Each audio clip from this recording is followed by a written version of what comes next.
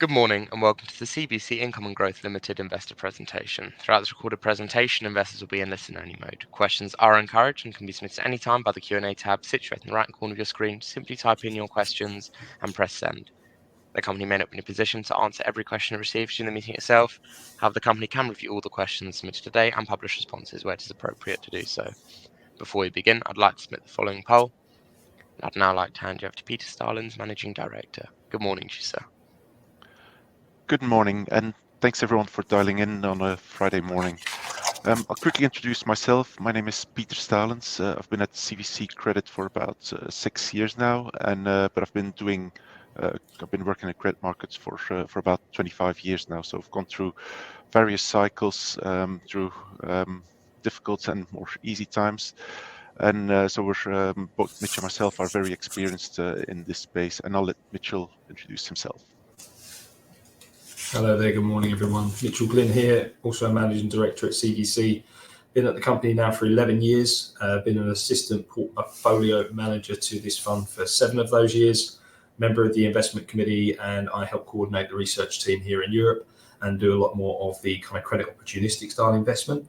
And talking about cycles, I was the Lehman grad class of summer 2008, so born in the fire and very much used to a stressed environment. Thanks, Mitch.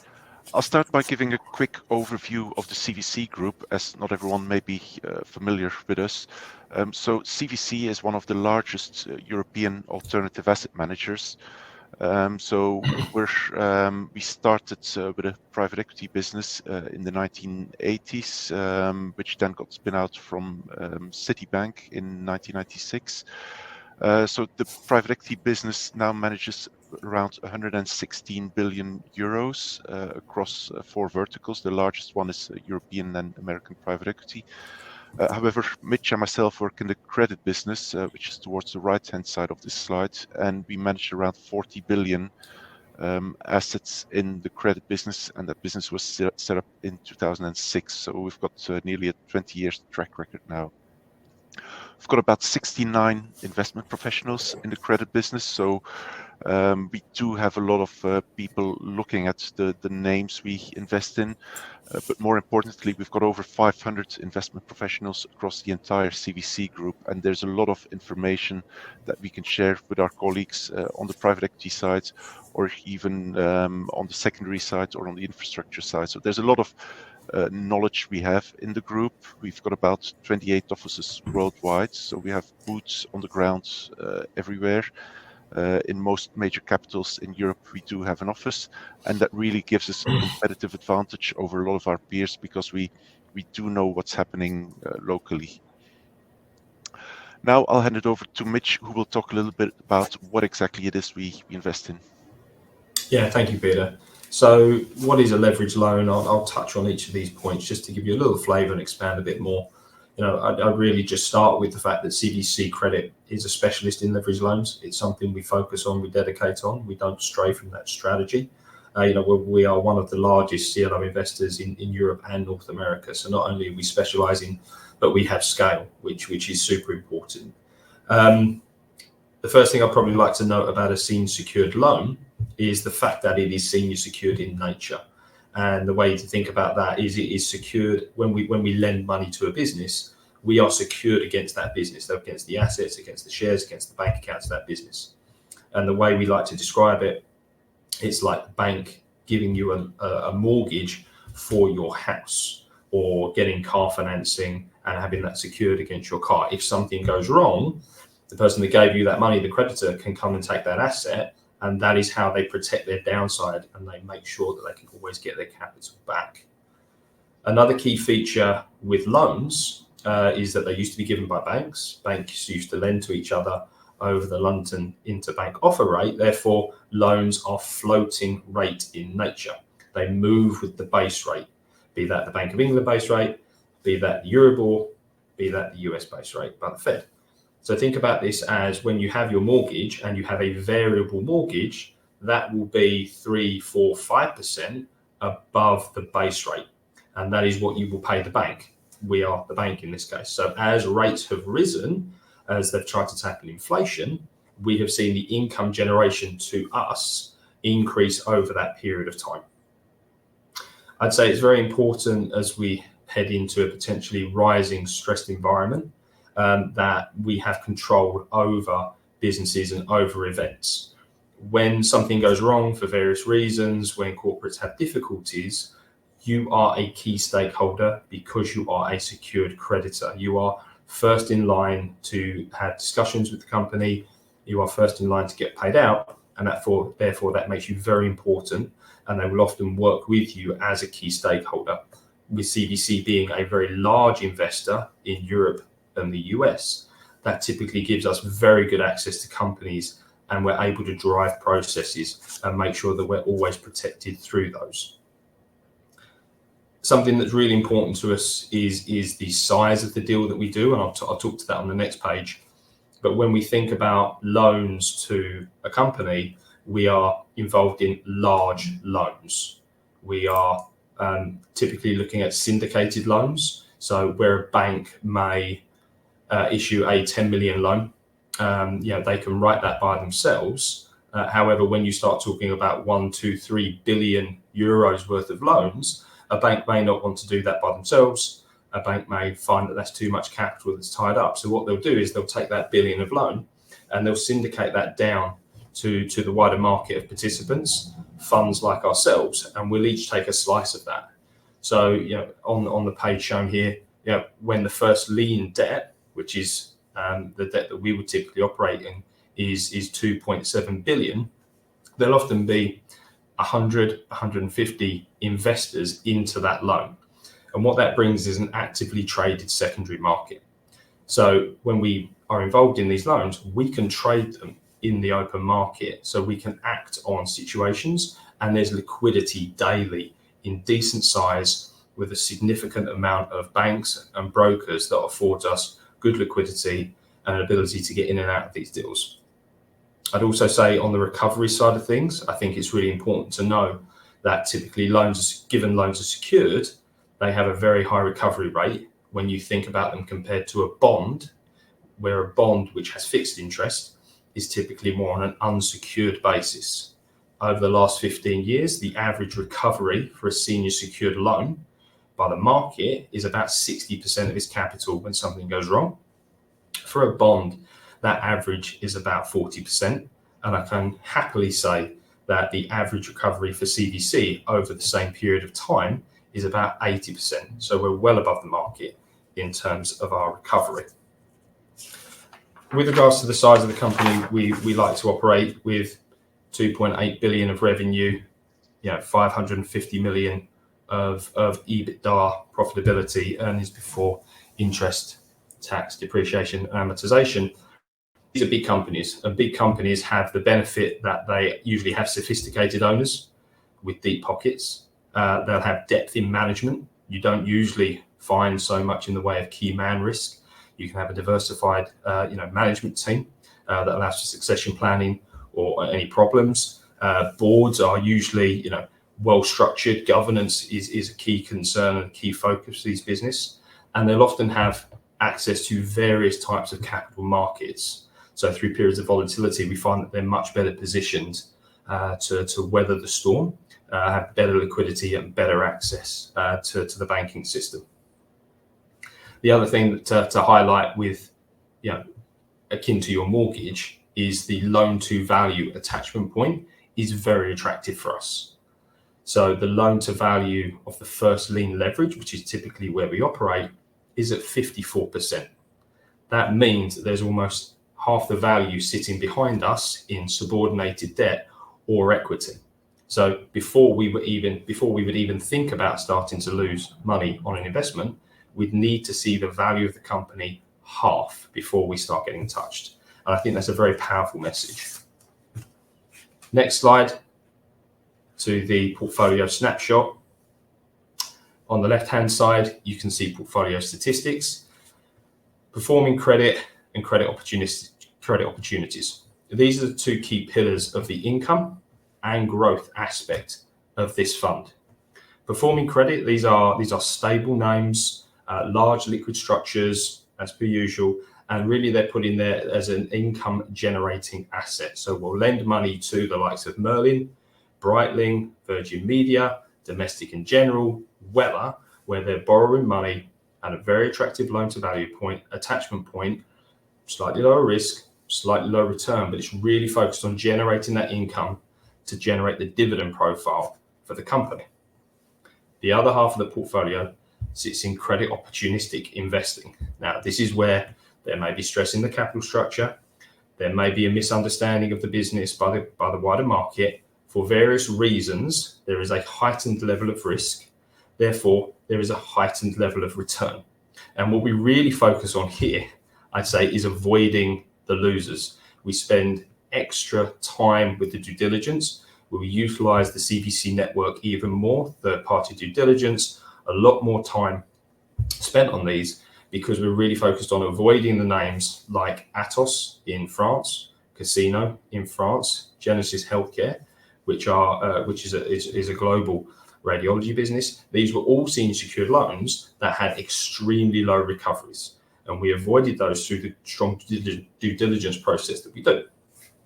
Winners that we've had in this space, Doncasters, it's an aerospace business headquartered in the UK but is global, significant returns there. Mangrove, which is a German-based heat exchangers business, we generate significant returns there because the business was largely misunderstood, and we could see the green shoots of recovery, and our exit due diligence was able to get us comfortable with that profile and the eventual run to exit. And then Keta, which is a furniture manufacturer, we were able to spend a lot of time invested in that business over its life, utilize the CVC network, spend a lot of time doing extra due diligence and re-underwriting the position at various entry points as it was going through different stresses in the business life cycle. And that's going to be a significant performer for the business going forward. As we move down the portfolio statistics, I'd highlight floating rate, close to 80% of the fund. We do focus on floating rate instruments. There is very little duration on this portfolio. As base rates move up, we will see income profiles move up. As we see them hang in there in the higher for longer environment, as inflation persists, we will see those floating rates hang up there for even longer. And then I think at the bottom, two key statistics here to really look at on a return basis. Yield to maturity. So this is the income that's generated from lending money and making the interest income that we earn, but it also takes into account the capital that we earn as a loan comes to its maturity. So you can see that the weighted average market price of our book is at 92 cents. Now that's 92 cents versus 100 cents, which is par. When we lend money out, we lend 100 cents and we get 100 cents back. That dollar price can move up and down. The yield to maturity includes both the income portion and the capital gain portion that we're generating for the fund. The next statistic down, current yield, is simply the cash income yield profile for the fund. And when you think about these two statistics, low to mid-teens return profiles, you should think about them relative to a 50% loan to a value attachment point, which I think it speaks hugely about the risk return value that this fund offers. Just a little bit on the pie charts. As you can see, asset class exposure, we're very much focused on loans. Geographical exposure, I just want to highlight here that whilst you see what would appear to be a strong concentration to the UK, US, Germany, Netherlands, this is where the borrower is located. It is not a reflection of the revenue generating capacity of the businesses. So the UK, the US have very good creditor protections in those jurisdictions. So we like to see borrowers set up there because we know that we're going to be protected. Actually, the underlying revenues of the businesses that we're invested in will be much more global and diversified in nature. And that probably speaks a little bit more to the industry exposure that you can see at the bottom, whereby we are very widely diversified, but we have a core foothold in more defensive industries like healthcare and pharmaceuticals and food and beverage. And with that, I'll hand back to Peter. Thanks, Mitch. So in our industry, it's all about avoiding defaults, really, and even if there is default, it's about maximizing your recovery. And here we've got a slide going for the entire credit business, going back to inception of the credit business, and you can see the gray bars are the default rates that we've seen in the market. So we've used the Morningstar European Leveraged Loan Index as a proxy, and you can see that pretty much every single year we've had lower defaults than we saw in the markets, with the exception of 2010. But what's more important is actually the loss rate. So if there's an event of default, how much losses do we actually incur in the portfolio? And you can see that the average annual loss rate across the portfolio has been 0.17% on an annual basis. So if you go to the right-hand side of this slide, you can see on average in the market, the default rate has been around 2.5%. Our default rates have been around 0.9%, but our actual loss rates have only been 0.17%. So we've got extremely low loss rates. And if you compare that to the 14% yield to maturity we're getting on the portfolio right now that Mitch spoke about a few minutes ago, that's an incredibly attractive proposal in the current markets. So on the next slide, I did put some return statistics together. So if we look at the NAV performance over the last 10 years of the vehicle, because we've been listed for about 10 years, so we've returned about 80.5%, and that includes dividends, of course, or 6.1% annualized. If you compare that to the FTSE 100 or the FTSE 250, we've actually outperformed equity indices over the same horizon, and we've done that with considerably less volatility. There has been some more volatility in the share price because historically we've been trading at a bit of a discount to NAV, and we did this analysis as of the 1st of January when our shares were trading at around 10% discount to NAV. We've since closed that discount to NAV, so we're trading at a small premium to NAV now. So the share price performance will have caught up over time. But you can see the Sharpe ratio, which actually looks at the return versus the volatility of the instruments, actually looks incredibly good versus most other asset classes. And here, this is a very similar analysis where we took the US leverage loan markets, which has a much longer track record than in Europe. So you can see that annualized return versus volatility, which looks, and that results in a Sharpe ratio, i.e. the return you're getting per unit of volatility. Loans actually look incredibly attractive versus high yield bonds or equities. And again, that makes sense if you think of the one of the earlier charts in the presentation, where loans are at the top part of the capital structure, typically ahead of unsecured high yield bonds, who then are ahead of the equity. There should be more volatility in the bottom part of a capital structure, the equity, which is the first loss piece of any company. And as you move up the capital structure, there should be less volatility the higher you go in the capital structure, because you have that security over all of the assets that a company owns, and your recoveries should be fairly high if there's an event of default.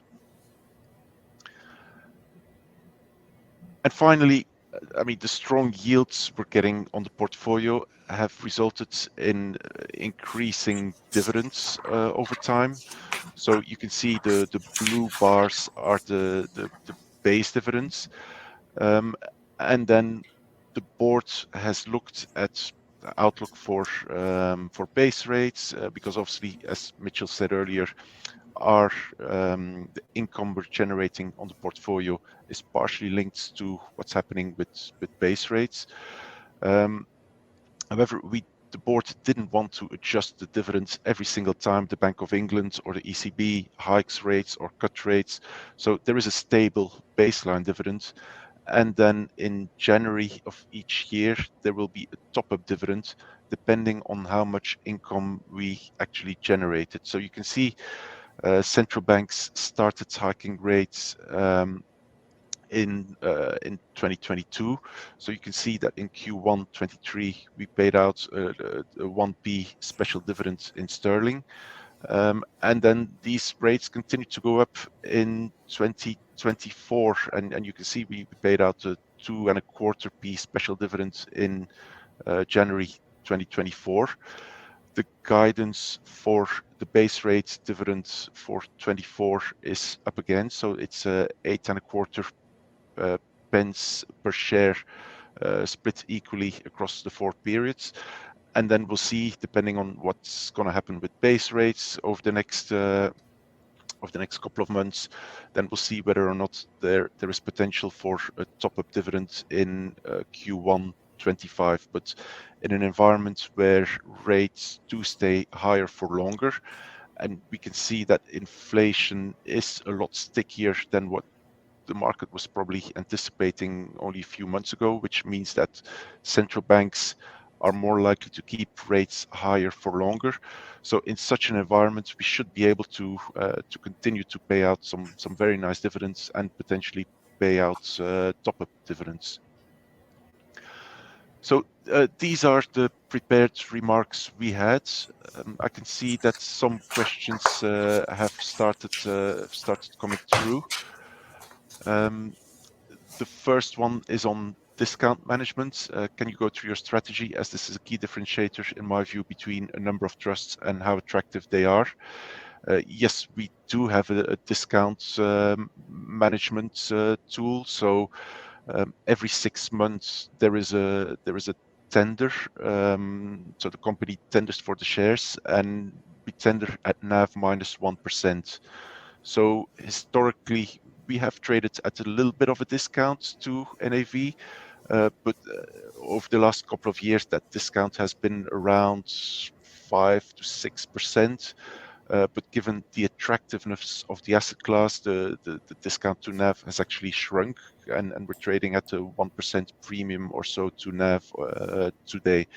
So there is a discount mechanism management, and that means that our shares really shouldn't be able to trade at a very high discount to NAV, just because there is this 6-monthly tender where investors can sell us back the shares at NAV minus 1%.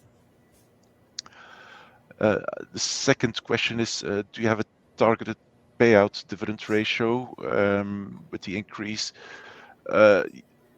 Yes. So as the slide that we had on screen showed, there is a base dividend, and that has been going up over the last couple of years. However, it's not gone up as much as base rates have gone up, just because the board wants to be conservative. We want to do a stable dividend, and if all of a sudden the Bank of England decides to cut base rates faster than expected, that doesn't necessarily mean we would have to cut the dividend, just because there is so much headroom built in, and that headroom is illustrated by the large top-up dividends that we've paid over the last couple of years. You had a great year performance-wise. What changed, and do you see this trend set to continue? We've generated some very good performance from our credit opportunities sleeve, and maybe I'll let Mitch talk a little bit about what we've been doing there and what we're seeing come through the pipeline. Yeah, thank you, Peter. So the credit opportunistic part of the portfolio generated, I think, 26% return through 2023. It's comprised of lots of idiosyncratic positive catalysts that came throughout 2023. As we look at 2024 and how that has changed somewhat as some of the investments played out as we thought, and we're seeing capital return to us as exit events are happening, refinancing events are happening. Yeah, we've got a very deep, I'd say, pipeline of opportunities that we're looking at. We're also weighing that up with the geopolitical tension, the elevated inflation environment, the potential for a rising default environment. And we're remaining very disciplined, I'd say, as to how we're deploying our capital. We're taking opportunities in structured credit, where we're finding very good risk return opportunities there, and we're being very selective in certain names that we're going into. We've recently taken a position in a German buildings producer, building components producer, whereby we think the sponsor here that recently sold an asset has raised some capital that they're going to look to deploy into this business to support it through a refinancing event. And then we're going through the process of screening a lot of other names in the sector to find really attractive risk return to put into the portfolio. But at no stretch are we forced to do that. There's fantastic opportunities in the performing part of the business where we can deploy capital and make good risk-adjusted returns. Thanks, Mitch. I think the next question is it a good time to add CVCG? Why is credit an attractive proposition at the time being? I mean, would of course be biased and say it is a good time to add CVCG, but if you look at the income we're generating, and this is contractual income we're getting from these companies, these are coupons that these companies have to pay to us. So the dividend is very well supported by the contractual income we're getting on the portfolio. So the company is called Income and Growth, so the income is fairly certain. The growth part of the company can be a bit more volatile, but generally, like you can see from last year, we generated very strong returns. Year to date, we're up 5% in terms of NAV performance, higher in terms of share price performance because the discount to NAV shrunk completely.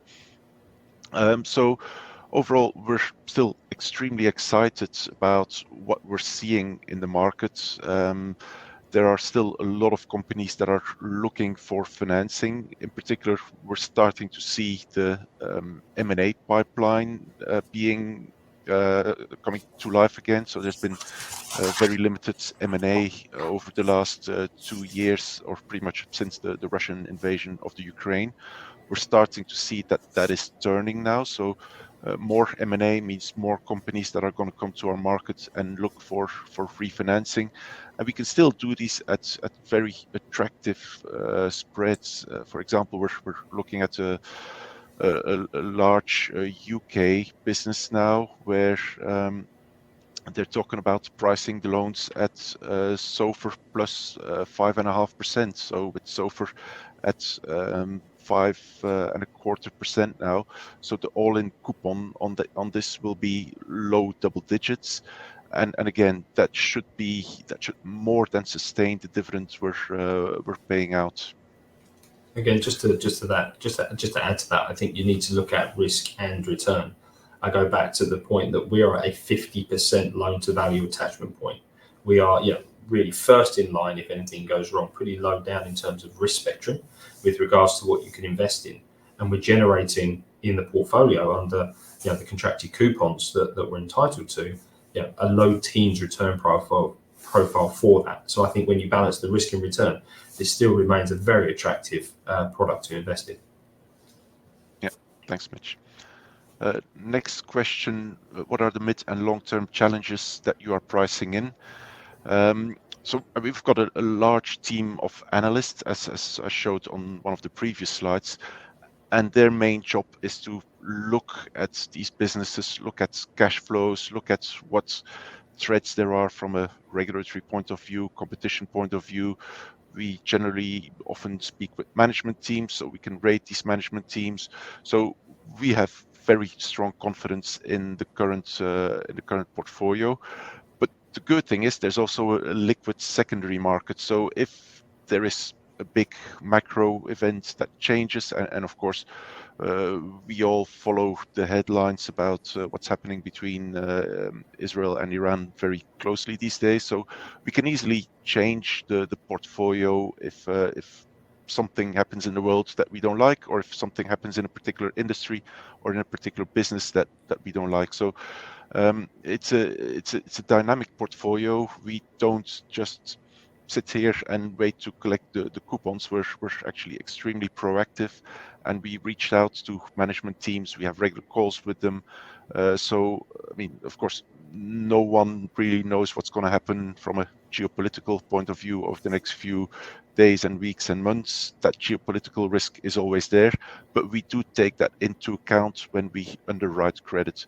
We would run stress tests on, like, what if oil goes to 100, 120, $150 a barrel? Would this company still do well? What if there are renewed supply chain issues? What if base rates do go even higher from here? What if inflation is sticky? So these are all things we discuss at the investment committee, and we try to get comfortable with the portfolio. We then also do quarterly portfolio reviews where we go through the entire portfolio and decide whether we should increase exposure to a particular name, reduce exposure to a particular name, or maybe exits completely, or say where we are. So there's a liquid secondary market which helps us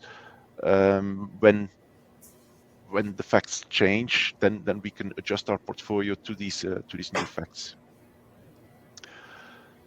Next question is, how do you plan to grow the capital? Is there a percentage of earnings retained for this purpose? So yes, we definitely plan to grow the capital, and now that we're trading back at a small premium to NAV, you may have seen that we issued some shares a couple of days ago. The plan is to continue to do that as long as we keep trading at around NAV. But we also do retain some earnings in the funds, for example. So we do pay out all the income we're generating, but the capital growth we're generating gets reinvested in the funds. And you can see, again, the dividends we paid out last year were high, but the actual returns that the fund generated in sterling was nearly 23%. So we did retain some of these earnings to grow the capital and to grow the business. So we'll both grow the business organically by retaining some of the profits and reinvesting some of the profits on the credit opportunities part of the portfolio, and then we'll look to issue shares as and when appropriate. The next question, with certain macro uncertainties looking to increase, how does this play out from a risk management and pricing perspective? Again, this is a very actively managed portfolio, so we can adjust the portfolio depending on what we're seeing in the world, and yeah, so the portfolio changes pretty much on a daily basis. Not a lot. There will be a few line items we change every day. We can get some repayments as well. So it's a very dynamic approach, and Mitch and myself sit next to each other, and we talk a lot on a daily basis about where the best risk-adjusted reward is in the funds. The next question, is there a case for introducing a modest level of leverage in the company to enhance the returns further? Yes, we actually already have a little bit of leverage on the fund. So there is a master fund on which we have a little bit of leverage. That's usually around 30 to 35%. And we do feel comfortable with that given the stability of the loans, especially on the performing credit sleeve of the portfolio. These are loans that generally trade around par, they don't move much, and they do pay an income. So we're paying around Euribor plus 95 bips on our leverage facility right now. And we can invest in loans that pay Euribor plus 375, 400, 425 easily. So that leverage is actually very beneficial for end investors. What is the level of turnover in the portfolio? Again, that can change depending on macro conditions. When an event like COVID happened, the turnover in the portfolio will go up. In more stable macro conditions, the turnover in the portfolio will be lower. Of course, the turnover also depends on the prepayment rate we're seeing, because we can continuously reinvest repayments we're getting. So it's a dynamic portfolio, and I would say on average the turnover in the portfolio is between 30 and 50%. But again, that includes some natural repayments we're getting on a regular basis. The next question is, so what is the total costs of an investor holding your fund? Again, there are different ways of looking at costs. The regulator asks us to include the cost of leverage in our total cost base, which in my eyes doesn't really make a lot of sense, because the investors do get the benefit from that leverage through the additional carry we're getting. So at the moment there is a 90 bips management fee, and there is a ratchet as and when the fund grows. This management fee will come down over time to around 75 bips. I think is the lowest ratchet. And then the last question is, how are ESG factors integrated into your due diligence process? Again, ESG is an important risk factor. When we look at credit, we do take ESG into account, and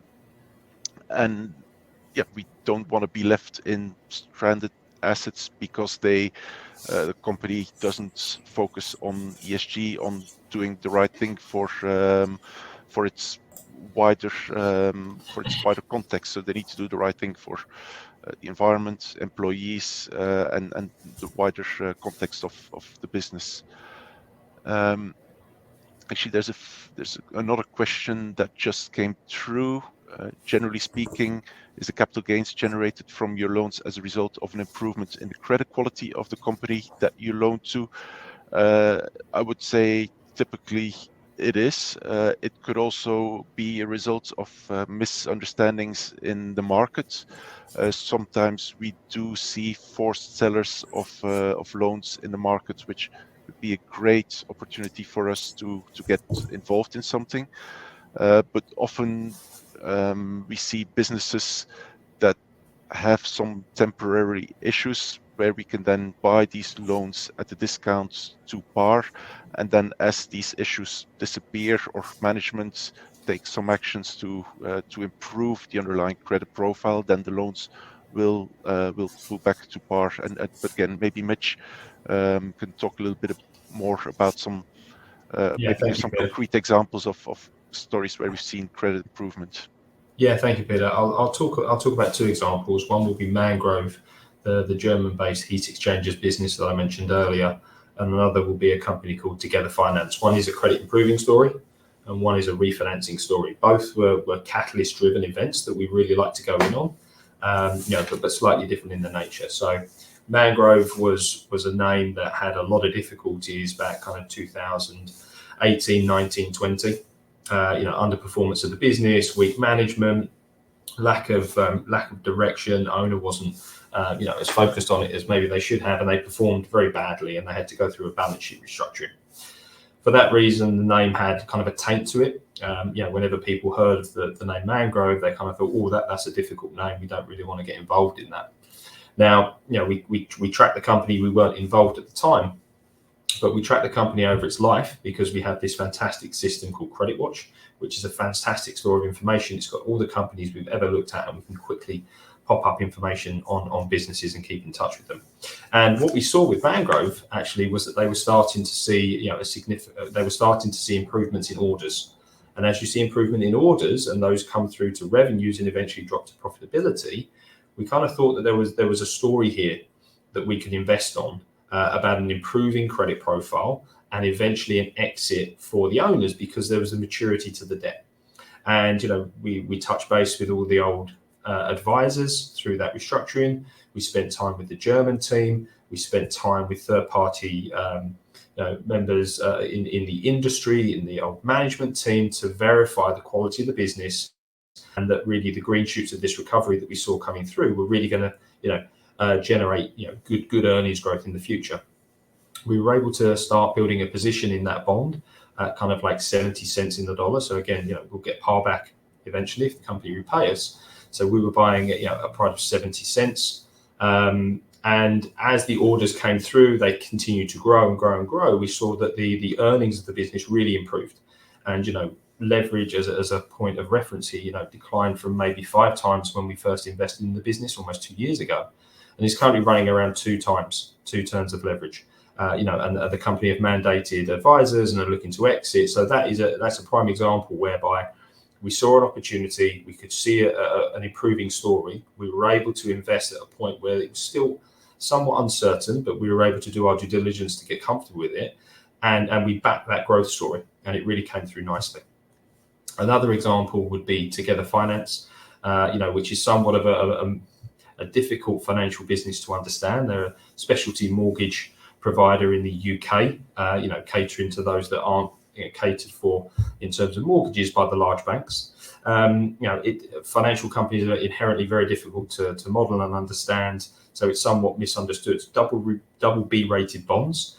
So what we did is we spent some time with the CVC Financial Institutions Group, to really understand the business, how the profit and loss account worked, how the balance sheet worked, who the owners were, the structure in which we were investing, and we got really comfortable with the company as corporate. Now, it issued bonds at a very opportunistic time in the market. They were paying a very cheap fixed coupon, and as risk premiums, as risk awareness increased, the dollar price of the bond had to decline to make the overall return look attractive to the market. So we were able to buy these, what we considered very well covered bonds, kind of like 90 cents over the last 12 months. And we knew the company were very focused on managing their maturity wall. So they had bonds due in 2026, and we know that they like to refinance their bonds 2 years ahead of maturity. So we were investing in that to a refinancing event. So the yield to maturity would have taken that 90 cents to par and kind of portioned it out over the 3 years. But we thought we could get the vast majority of that over a 1 year period. And actually, that's what we saw happen earlier in the month of March. They came to the markets and they refinanced those bonds out early. So again, capital growth can come in many different forms, but hopefully they're just 2 examples that kind of articulate how we get that. Great, thanks, Mitch. So there are no more questions. Yep. Peter, I might just jump in there and thank you for answering all those questions from investors. Of course, you can review all the questions submitted today, and we'll publish those responses on the Investor Meet Company platform. But just before redirecting investors to provide you with their feedback, which I know is particularly important to you both, Peter, could I just ask you for a few closing comments? Yeah. So in general, what CVC Income and Growth stands for, it's fairly predictable income through a stable dividend that is where we get contractual income on the instruments we invest in, and downside protection because we invest in the senior secured part of the capital structure where loss rates are typically fairly low. We've been doing this for a long time and will continue to do this for a long time. So basically, CVC Income and Growth stands for the high income that we're currently generating on the portfolio, some capital growth with good downside protection and limited volatility. Perfect, Peter. Mitchell, thank you once again for updating investors today. Could I please ask investors not to close this session, as you'll now be automatically redirected to provide your feedback in order that the management team can better understand your views and expectations. This will only take a few moments to complete, but I'm sure will be greatly valued by the company. On behalf of the management team of CVC Income and Growth Limited, we'd like to thank you for attending today's presentation, and good morning to you all.